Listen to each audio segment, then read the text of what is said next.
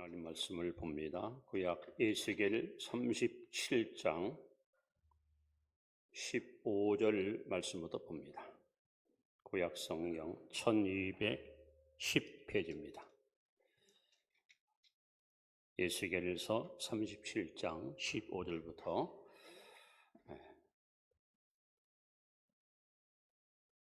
교독합니다.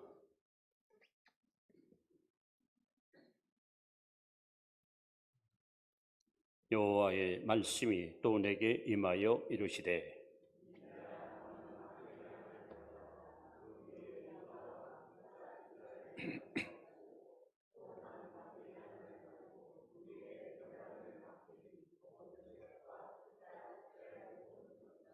그 막대기들을 서로 합하여 하나가 되게 하라. 내 손에서 둘이 하나가 되리라.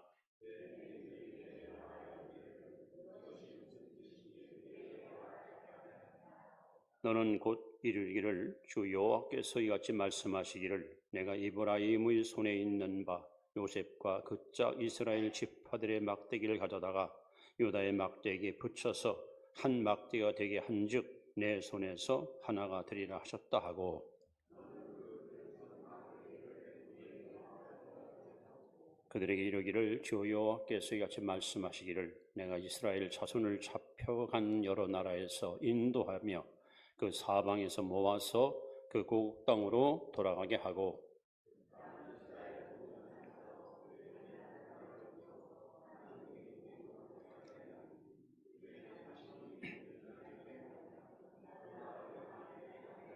그들이 그 우상들과 가정한 물건과 그 모든 죄악으로 더 이상 자신들을 더럽히지 아니하리라.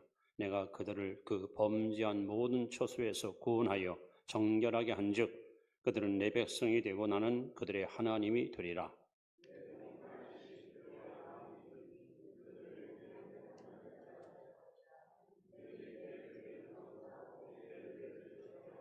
내가 내 종 야곱에게 준 땅 곧 그의 조상들이 거주하던 땅에 그들이 거주하되 그들과 그들의 자자손손이 영원히 거기에 거주할 것이요 내 종 다윗이 영원히 그들의 왕이 되리라.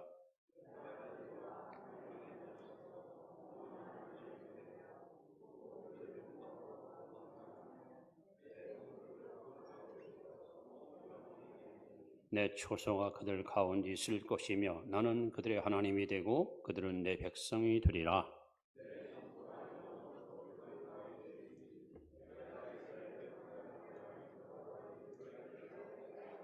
아멘. 28절까지 봤습니다. 병명을 정확하게 찾아내서 치료하게 되죠.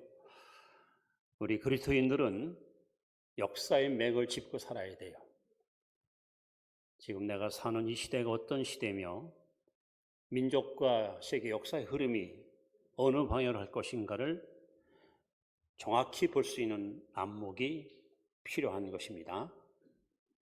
여러분, 우리 대한민국의 그 건국 이념은 홍익인간입니다. 홍익인간. 그래서 널리 인간 세상을 이롭게 한다. 참으로 얼마나 유익하고 멋진 이념을 갖고 있습니까? 그래서 과거부터 이 중국에서는 우리 한국을 가리켜서 군자의 나라라고 항상 존중을 했었습니다. 그리고 우리가 갖고 있는 대한민국의 가장 좋은 어떤 윤리를 한마디로 말하면 인자, 어질 인자, 어진 민족. 그래서 인자를 보시면 사람 인변에다가 두 이자입니다. 이건 사람이 서로 마주보고 사랑하고 존중하는 나라. 이렇게 좋은 영적 토양과 정신적인 바탕을 갖고 있는 나라가 대한민국입니다.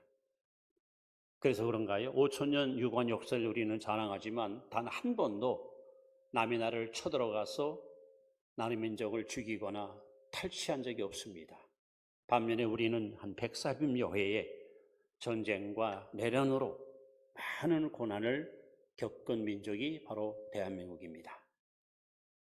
그런데 안타깝게도 이런 좋은 정치적인 토양을 갖고 있는 우리 대한민국이 이 지구촌에서 유일하게 지금도 분단 국가로 분단 국가로 상처를 가슴에 안고 살아가고 있습니다. 그래서 온 국민들 마음속에 추미의 관심사가 있다면 과연 해방, 통일, 우리가 추구하는 남북 통일은 가능할까? 하나님이 과연 이 통일을 허락하실까? 통일이 언제쯤 올까? 아마 이 땅에 살고 있는 대한민국 국민이라면 아마 이 공통의 관심사에 대해서 그런 아마 질문과 기대감을 갖고 계실 겁니다. 저도 부족하지만 지난 50년 동안 하루도 빠짐없이 하나님의 방법 위에서 이 나라가 통일되기를 기도해 왔고 지금도 기도하고 있습니다. 그런데 성경을 보니까 오늘 예시계 37장에 놀라운 해답이 정확하게 여기 소개되고 있습니다. 하나님이 말씀합니다. 남과 북이 내 손에서 하나가 되리라. 자, 이 말씀은, 이 배경은 이렇습니다. 이스라엘 민족이 솔로몬이 죽은 후에 남과 북으로 분열됩니다. 그래서 남쪽은 유다 왕국, 북쪽은 이스라엘 왕국. 그리고 분열된 지 200년 어간에 북쪽은 아수르 제국에 의해서 멸망을 당하고 남쪽은 바벨론에 의해서 멸망을 당합니다. 그때 바벨론으로 끌려갔던 한 젊은이가 있었습니다. 이름이 에스겔입니다. 젊은 나이에 포로를 잡혀가서 바벨론 그발강가에서 엎드려 눈물로 기도합니다. 하나님, 언제나 고국에 돌아가서 예전처럼 성전에가 하나님 예배합니까? 언제나 이 나라를 해방시키며 언제나 이 나라의 통일을 주실 겁니까? 하고 하나님 앞에 눈물로 기도하는데 하나님께서 환상을 보여주시고 놀라운 말씀을 그에게 일러주십니다. 하시는 말씀이 막대기 2개를 취하라. 하나는 이스라엘, 하나는 유다. 그리고 두 막대기를 하나로 묶어라. 이 말은 남과 북이 반드시 하나가 돼서 내 손에서 통일될 것이다 하는 하나님의 위대한 계시를 에스겔 선지자에게 보여주었습니다. 저는 이 말씀을 보면서 맞아, 하나님은 동일하신 분이고 하나님은 대한민국의 통일에 관심 있는 분이고 하나님은 대한민국의 역사를 주관하는 분이고 하나님 우리의 눈물을 기억하시고 우리 기도를 연락하셔서 반드시 하나님의 방법대로 평화통일, 자주통일, 복음통일을 주실 것이라는 확신을 가지고 그렇다면 오늘 이 통일을 하나님이 주시는데 대신 하나의 조건이 있습니다. 앞으로 이 나라가 통일되면 이런 나라가 되기를 원한다. 하나님의 어떤 소원, 우리 민족은 하나님의 기대, 오늘 본문에서 하나님이 기대하시는 것이 무언가를 이 시간 여러분 말씀을 통해서 교훈을 받으시길 바랍니다. 첫 번째 하나님의 기대는 23절 말씀에 이렇게 기록합니다. 같이 한번 읽습니다. 그들이 그 우상들과 가정한 물건과 그 모든 죄악으로 더 이상 자신들을 더럽히지 아니하리라. 내가 그들을 그 범죄한 모든 초소에서 구원하여 정결하게 한즉 그들은 내 백성이 되고 나는 그들의 하나님이 되리라. 앞으로 통일된 국가는 어떤 국가? 하나님이 다스리는 백성이 되는 하나님. 지금 여러분 우리 국민들이 죄의 노예가 되어 있어요. 우상을 숭배합니다. 쾌락을 사랑합니다. 세상을 더 좋아합니다. 지금 이 모습이 이대로 통일되면 저는 크게 2가지를 우려합니다. 현 상황에서 통일될 때 틀림없이 제일 먼저 부동산 투기꾼들이 북한으로 달려가서 땅 장사한다고 난리칠 것 같아요. 또 한 가지는 그 각종 사이비 이단 종파들이 금전을 가지고 북한에 뛰어들어가서 물량무술을 통해 사람들을 미혹할 일이 일어날 것 같아요.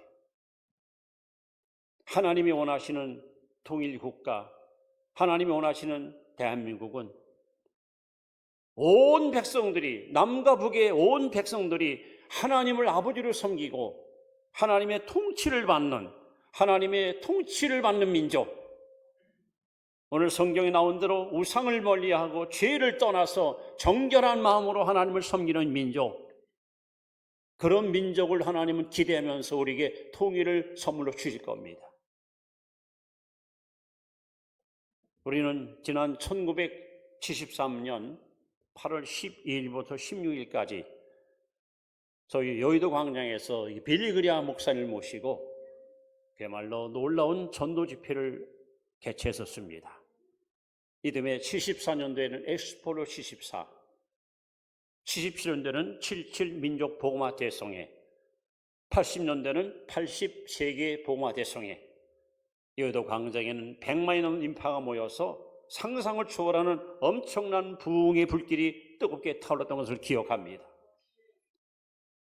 그런데 여러분, 과연 하나님은 어느 민족, 어느 교회를 가장 좋아하실까요?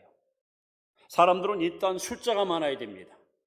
예배단도 커야 되고 신자도 많이 모이고 헌금도 많이 나와야 그래야 성공한 교회고 그래야 영향 있는 교회로 인정합니다. 그러나 하나님의 방법은 다릅니다. 100만 명이 모여서 예배드리는 그 현상보다 하나님이 가장 원하시는 것은 신자가 몇이건 숫자가 얼마건 관계없이 순결한 사람이 모인 교회, 깨끗하고 흠없는 성도들이 모인 교회, 하나님은 이런 교회를 찾고 있고 이런 사람들을 통해서 하나님은 하나님의 뜻을 이루어가고 계십니다. 그래서 하나님께서 기대하는 대한민국의 통일은 지금처럼 이렇게 중구난방으로 싸우고 헐뜯고 욕심에 이끌려 살아가는 것이 아니라 죄를 버리고 우상을 떠나서 정결한 마음을 가지고 하나님을 경외하는, 하나님의 통치받고 하나님의 지시를 받는 이러한 백성이 사는 나라, 바로 하나님은 그런 통일을 우리에게 기대하면서 우리에게 기도 제목을 이 시간 주고 있습니다. 그런데 여러분, 과연 남과 북의 동포들이 어떻게 하나님이 원하시는 정결하고 깨끗한 인생이 될 수 있을까요? 그것이 가능하다고 생각하십니까? 여러분, 예수계 30장을 읽어보시면 하나님이 에스겔을 데리고 어느 골짜기로 나아갑니다. 그런데 골짜기에 보니까 시체가, 해골대가 산더미에 쌓여 있습니다. 하나님이 에스겔에게 질문을 던집니다. 인자야, 이 뼈들이 너희 살겠느냐? 에스겔이 답변합니다.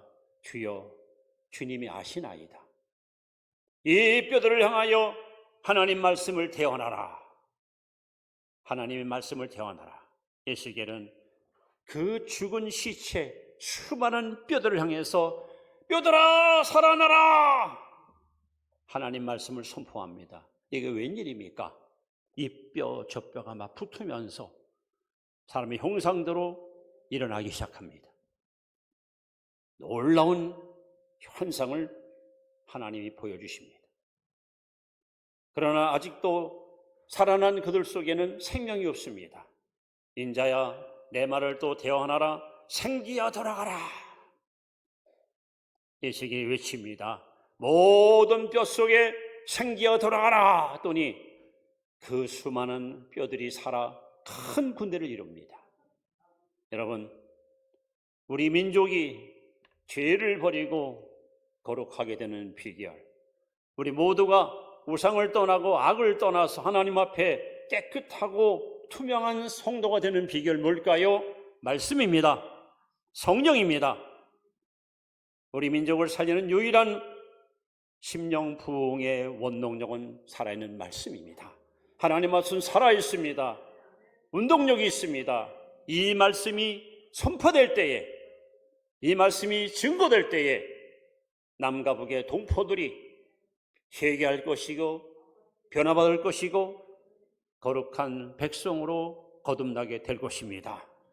그럼 우리는 어떻게든지 북녘 땅에도 복음이 전파되도록 우리는 기도해야 되고 끊임없이 우리는 복음을 전하는 일에 최선을 다해야 될 것입니다. 또 한 가지는 바로 성령입니다. 하나님이 사람을 처음 만들 때에 코에 생기를 불어넣으시고 그 생기가 바로 하나님의 영입니다. 여러분, 능으로 힘으로는 절대 불가능합니다.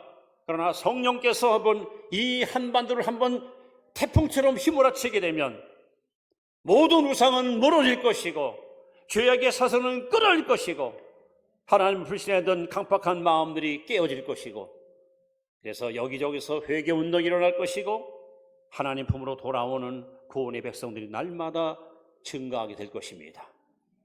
그래서 여러분, 우리는 통일을 위한 통일이 목적이 아니라 하나님이 다스리는 나라, 하나님의 통치받는 민족이 되는 그런 통일을 꿈꾸십시오. 그래서 정말 남과 북이 하나님의 통치를 받는 의로운 민족, 정결한 민족이 될 때 하나님은 대한민국을 통해서 앞으로 아시아와 온 열방을 향하여 선교의 대국으로 위대하게 들어 쓰실 것을 저는 확신합니다. 두 번째로, 통일을 향한 하나님의 기대가 뭘까요? 이번에는 24절 말씀을 같이 봅니다. 시작. 내 종 다윗이 그들의 왕이 되리니 그들 모두에게 한 목자가 있을 것이라. 그들이 내 규례를 준수하고 내 율례를 지켜 행하며. 자, 여기서 우리는 두 번째 기도 제목을 또 하나 발견합니다.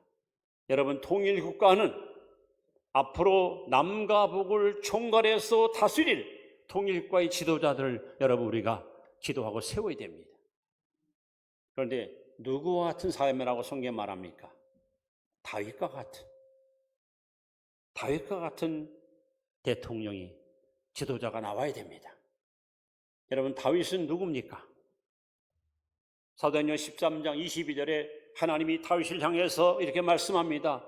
내가 이 세 아들 다윗을 만나니 내 마음에 합한 자로다. 내 뜻을 다 이루게 하리라. 하나님 마음에 꼭 맞은 사람, 하나님이 반한 사람. 그래서 하나님은 다윗을 통해서 하나님의 뜻을 다 이루게 하셨습니다. 그런 지도자가 나와야 됩니다.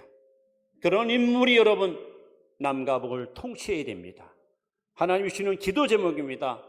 우리는 하나님 이 땅에 남과 북을 통치할 다윗과 같은 지도자를 세우셔서 정말 이 나라가 하나님 앞에 귀하게 쓰임받는 그런 멋진 조국이 될 수 있도록 우리 하나님 앞에 기도해야 될 줄 압니다. 여러분, 다윗은 아마 16세 어린 나이 때에 이스라엘의 국부며 사사며 건국의 아버지였던 사무엘에 의해서 기름 부음 받습니다. 정통성 있는 임금입니다. 그런데도 다윗은 보위에 올라가지 않았습니다. 세월이 흘렀습니다.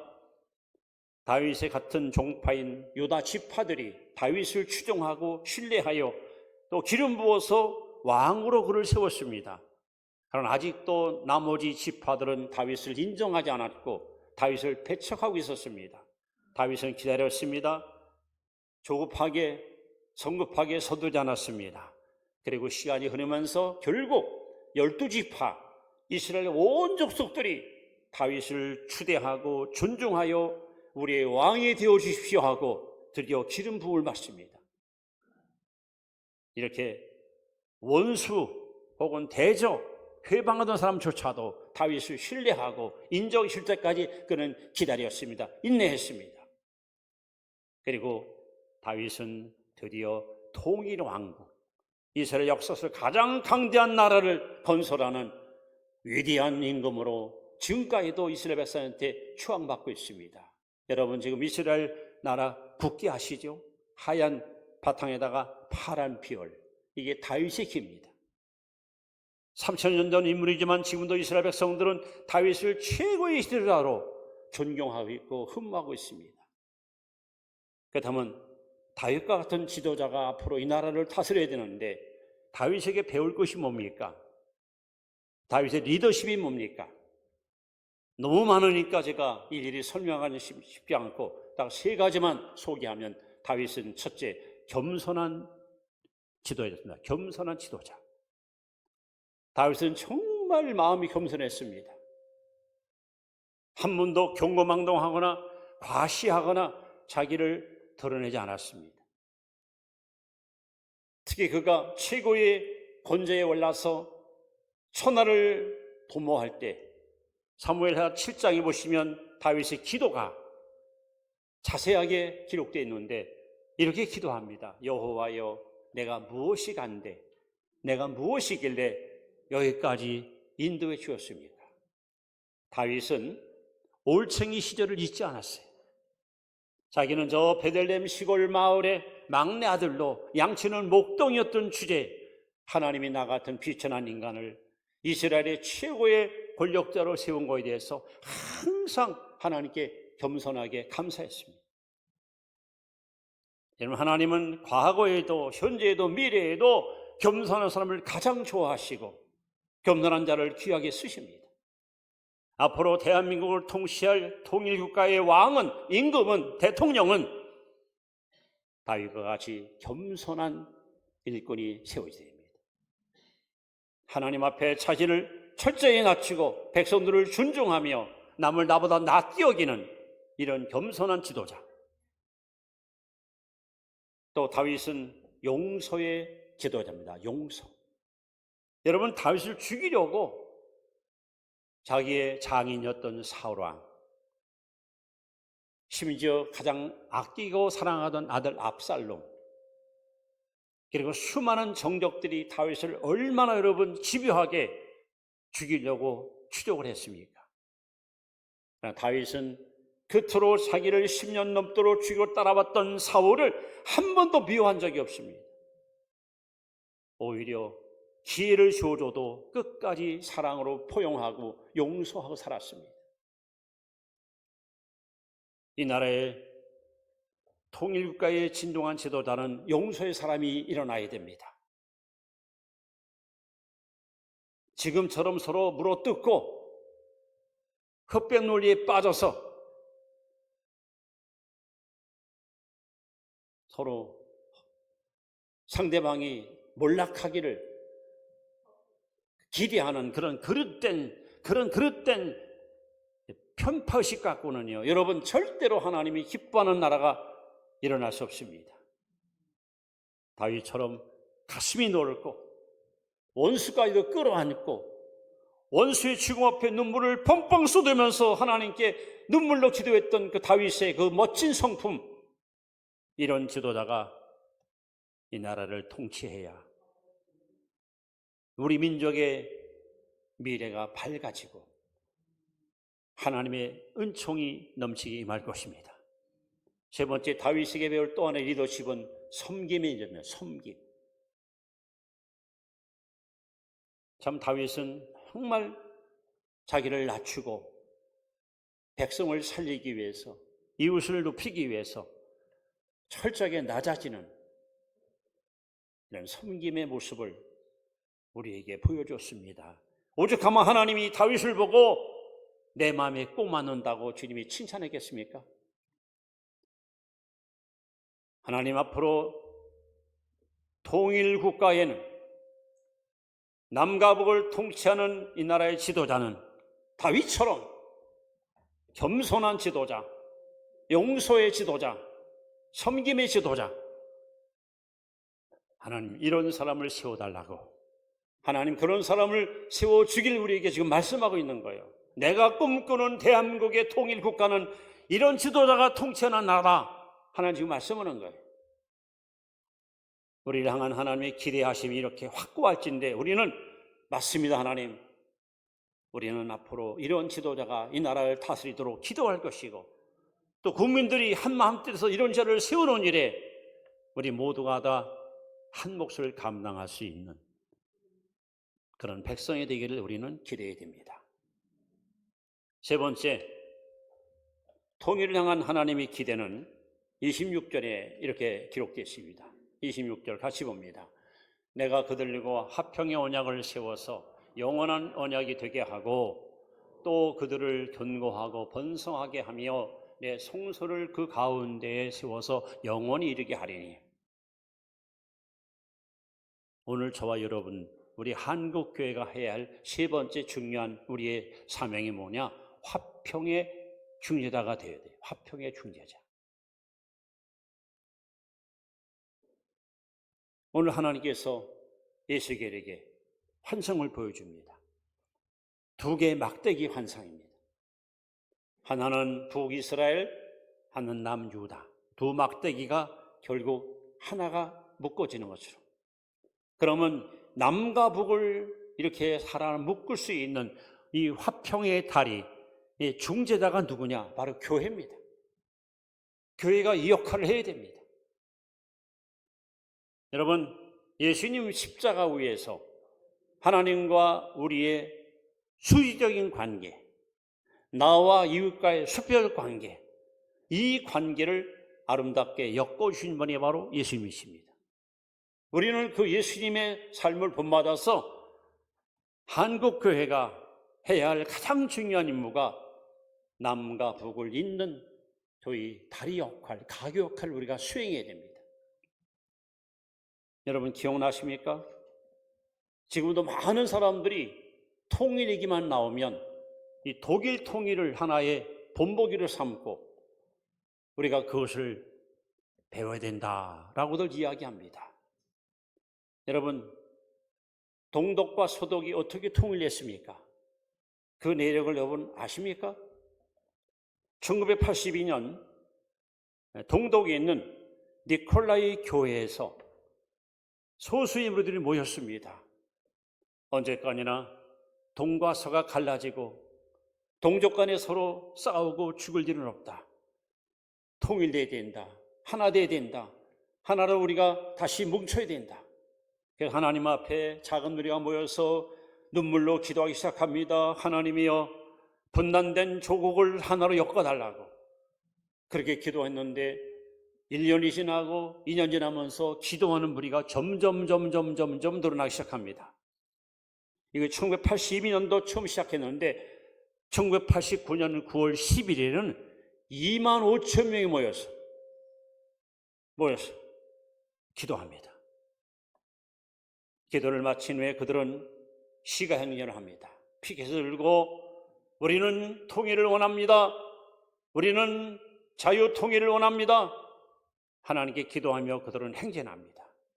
이렇게 독일에서, 특히 동독에서부터 기도운동이 일어나고 통일운동이 일어나기 시작했는데, 그럼 서독에서는 어떤 일을 이루는가? 서독에 있는 교회들은 모여가지고 통일 헌금을 하기 시작합니다. 갑자기 통일일 때 준비하지 않으면 여러분 어떤 불상사가 일어납니까? 여러분 기억하십니까? 1945년 8월 15일 날 갑자기 해방이 일어났어요. 어떤 일이 벌어집니까? 함석헌 선생님이 쓴 뜻으로 본 한국 역사에 보시면 우리나라 해방이 주어진 날, 그때 우리 국민들은 정신적, 사상적으로 아무 준비 없었어요. 아무 준비 없이 해방을 맞았어요. 결국은 남쪽에는 미군이, 북쪽에는 소련군이 주둔하면서 신탁 통치, 결국은 사상 싸움, 공산주의, 민주주의 싸움, 이것 때문에 6.25가 터지고 그 불행을 지금도 우리는 안고 있지 않습니까? 준비하지 않으면 통일을 주어줘도 이런 혼란 속에 빠질 수 있는 것이 바로 이 집단의 큰 문제가 되는 것이. 그래서 여러분, 서부 독일 신자들은, 교회들은 모여서 독일 헌금을 계속해서 모일 때마다 하기 시작합니다. 그리고 기회된 대로 이 헌금을 동독으로 보내는 거예요. 교회를 세우십시오. 선교하는 데 쓰십시오. 성도간에 서로 친교하십시오. 그래서 이 서독에서 모아서 보낸 그 금액이 정확하게 얼마가 되냐면은 우리나라 돈 170억. 선자를 순전히 헌금으로 그 어마어마한 금액을 헌금을 해서 보낸 거예요. 결국 1989년 11월 9일 날 베를린 장벽이 무너지면서 동서 독일이 하나가 되는 역사적인 감격을 그들은 맛보았습니다.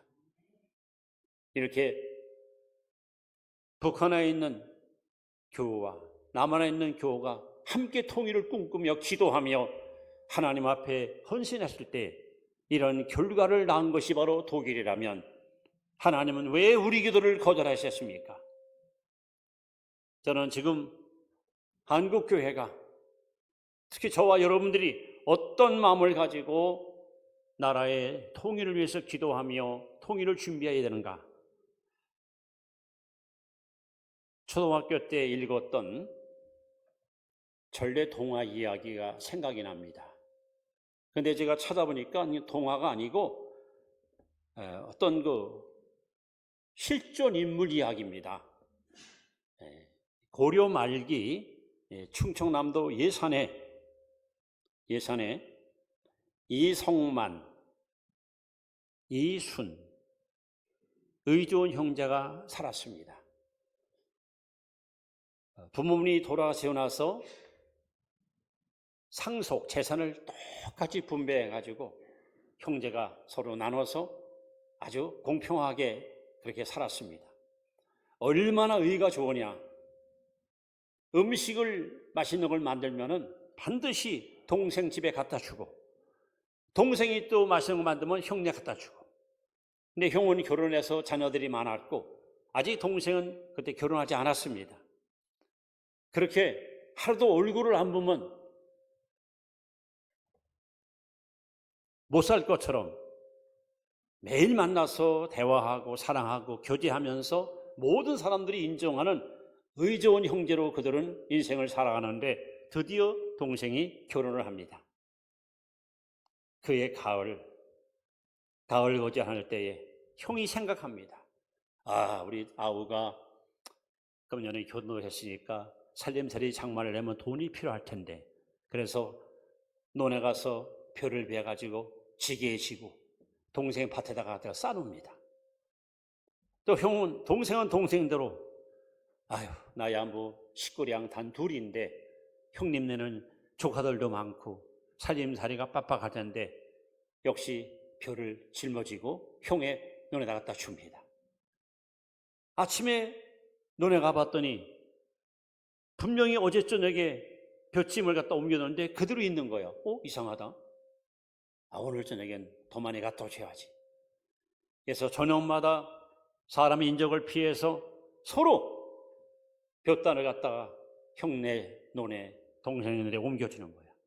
어느 날 이상한 낌새를 차린 두 형제가 마치 그날 달이 훤히 밝은 날인데 볕짐을 지고 동생은 형네 논, 형은 동생으로 걸어가다가 길에서 딱 마주친 거야. 마주치는 순간에 너였구나, 형님이셨구려. 서로 끌어안고 막 엉엉 울면서 이런 아주 멋진 아름다운, 저는 동화인 줄 알았더니 실존 인물이라 그래요. 오늘 여러분 한라산과 백두산이 마주쳐 하나님을 찬양하고 더 이상 적대감을 버리고 형제애를 가지고 서로 용서하고 사랑하고 감싸주고 화합하고 단합하면 얼마나 좋겠는가. 자, 그러면 저는 아까도 말씀했지만 부족하지만 50년 세월 동안 통일하고 기도했는데 2년 전에 하나님이 제게 응답을 주시더라고요. 얼마나 하나님 기다립니까? 도대체 통일은 언제 옵니까? 했더니 하나님이 성경에 해답이 있지 않느냐 그래요.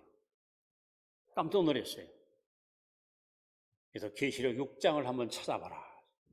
6장을 찾아봤습니다. 자, 한번 보실까요? 계시록 6장 결론입니다.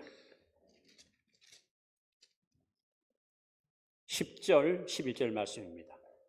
다시 읽습니다. 시작. 큰 소리로 불러 이르되 거룩하고 참되신 대주제여, 땅에 거하는 자들을 심판하여 우리 피를 갚아주지 아니하시기를 어느 때까지 하시려 하나이까 하니. 그 다음에 각각 그들에게 흰 두루마리를 주시며 이르시되 아직 잠시 동안 쉬되 그들의 동무 종들과 형제들도 자기처럼 죽임을 당하여 그 수가 차기까지 하라 하시더라.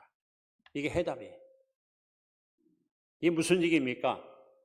하나님 보좌 옆에 목배임 당한 사람, 죽임 당한 순교자들이 하나님께 막 호소하는 거예요. 하나님, 핏값을 갚아주세요. 이 핏값을 치러달라고. 하나님께서 말씀합니다. 아직 숫자가 덜 찼다. 조금만 기다려라. 여러분, 김일성 때보다, 김정일 때보다 지금 김정은 때가 더 악랄하게, 특히 기독교인들을 지구에서 제일 압박받는 나라가 바로 북한입니다. 지금도 종종 들려오는 소문에 의하면 밀실에서 숨어 예배드려가 적발되면 마을 공동 광장에 끌어놓고 공개 처형하는 거예요. 하나님께서 순교자의 피가, 순교자의 수가 찰 때까지 하나님 지금 기다리는 거예요. 이런 하나님의 오묘한 뜻이 있구나. 저렇게 지구촌에서 가장 기독교인을 격렬하게 박해하는 나라가 바로 북한인데, 그 속에서 믿음을 지키고 목숨 걸고 하나님을 섬기는 사람들, 바로 그들이 하나하나 잡혀가서 순교에 편리는 것을 하나님께서 다 간합하시고 그의 보상으로, 수혜자의 보상으로 통일을 선물로 주시겠다는 거예요. 지금 우리 대한민국이 이렇게 번영한 것은 일제 치하에 목숨 걸고 순교했던 순교의 피가, 그 피의 보상으로 하나님 우리 민족을 하나님 축복하신 거예요. 결국 통일도 순교자의 피의 보상으로 하나님이 선물로 주시는 거예요. 그래서 생각해보면은 그냥 수용소에 잡혀가 헐벗고 굶어 죽어가는 동포들 얘기 들으면 마음이 아픈데, 그 속에서 믿음을 지키다가 초기처럼 목숨을 버리는 순교자의 그 희생이 결국 통일을 앞당기고 우리 민족의 진정한 통일을 쟁취하는 미끄럼된다는 걸 생각하니까 오히려 북한에서 믿음을 지키는 우리 성도들이 너무 고맙고, 그들의 희생, 그들의 눈물, 그들의 피와 땀이 너무 귀하게 여겨지는 거예요. 그러면서 나는 지금 뭐 하고 있나?